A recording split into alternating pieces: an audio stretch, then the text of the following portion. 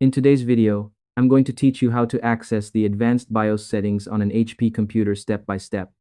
Whether you're trying to change boot options, troubleshoot hardware issues, or you're just curious about what BIOS settings are available on your HP laptop or desktop, this simple step-by-step guide will walk you through everything you need to know.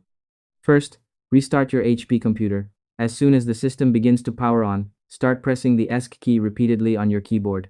Keep pressing it until the startup menu opens on your screen.